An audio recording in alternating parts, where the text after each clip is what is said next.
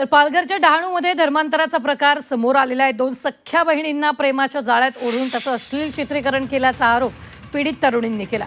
या प्रकरणी डहाणू पोलीस ठाण्यात गुन्हा दाखल झाला असून आरोपी अद्यापही मोकाटाचे आहेत। दरम्यान या घटनेची माहिती मिळताच चित्रा वाघ यांनी डहाणूतील पोलीस अधिकाऱ्यांची भेट घेतली आहे। फूस लावून पालघरच्या अनेक मुलींना लंडन इथं नेलं जात असल्याचा गंभीर आरोप चित्रा वाघ यांनी केलाय।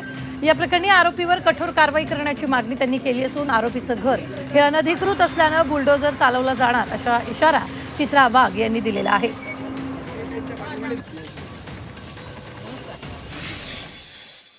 दोन सख्ख्या बहिणी याच्यामध्ये विक्टिम आहेत। रेप, त्याच्यानंतर विनयभंग आणि पॉक्सो अशी कलमे आहेत। ती कंप्लेंट आपण तात्काळ दाखल करून घेतलेली आहे आणि त्या संबंधाने तपास सुरू आहे आणि आरोपीचा शोध घेण्यासाठी आम्ही टीम रवाना केलेली आहे। आरोपी लवकरात लवकर मिळून येईल। 18 वर्षाच्या वरच्या मुली, सज्ञान मुली ज्याला आपण म्हणतो, या मुलींचा स्टुडंट विजा काढून त्यांना थेट लंडनला घेऊन जाण्यात जात आहे। असे 4 परिवार मागच्या अर्ध्या तासामध्ये मला येऊन भेटले।